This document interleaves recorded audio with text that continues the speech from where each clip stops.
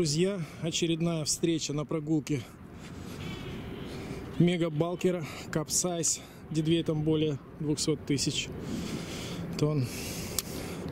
Ребята просят побольше машину показывать. Как я уже объяснил, в машине, во-первых, шумно. Что-то показывать эпизодически буду, но без комментариев, потому что нет возможности монтировать. При монтаже монтаж подразумевает сразу увеличение объема файла, который я потом за неделю не залью. Так лучше так, чем совсем никак. Я, конечно, не преследую цели на миллионные просмотры роликов. По сути, за это вообще не болею.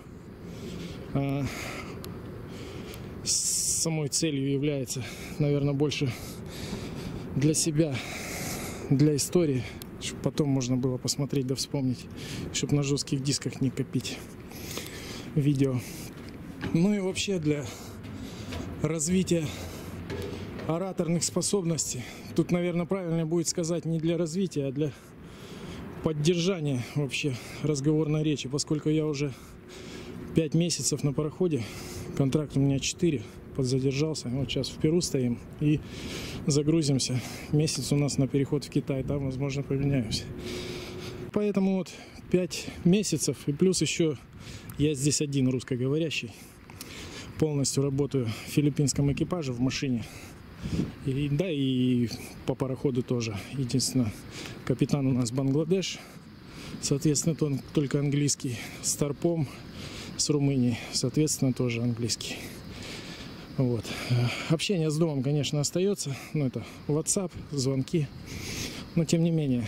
А здесь для канала во время прогулки, как говорил, активная деятельность, когда мозга начинается, мысли всякие приходят. Ну, что зря пропадать. Совмещаю полезное с приятным. А там, может, кому-то и интересно будет, кто-то наблюдает. Всегда все равно приятно видеть. Даже если целью не имею, там большое количество просмотров, как я говорю, которые, соответственно, уже утрачено у меня, поскольку долго канал не вел. Но, тем не менее, все равно приятно видеть, что люди остались, интересуются, пишут, ставят лайки. Но, тем не менее, самой главной целью я преследую канал как ведение для себя, для развития общения. Это как есть занятия, уроки по развитию ораторного искусства.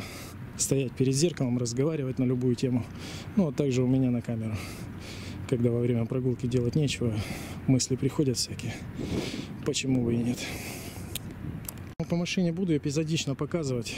Монтировать не получается, по крайней мере, пока. Лучше так, короткими эпизодами. У меня, к сожалению, были на начало контракта хорошие сюжеты. Там главный дергали поршень. Скрабер, делали мейнтенанс, меняли там проб-фильтр. Ну, такое, по мелочи. Но, тем не менее, тот жесткий, на который я скидывал эти файлы с камеры, он у меня крякнул. Соответственно, все записи эти я утратил. Ну, на днях будем осмотр квартальный скрабера делать. Что-нибудь подзапишу. Также эпизодично в короткие ролики свои ставлю. Вот, а так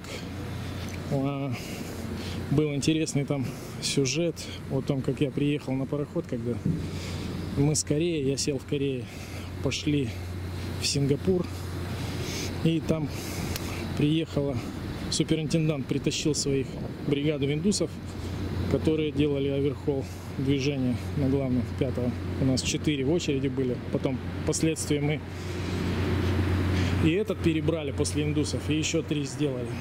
Сейчас главное у нас закончен. За этот контракт у меня 4 движения из 6. Вот. Ну вот об этой истории у меня был сюжетик. К сожалению, файлы все пропали вместе с жестким, который крякнул. Но в следующем ролике, при следующей прогулке, просто вербально опишу этот случай, расскажу, как что было.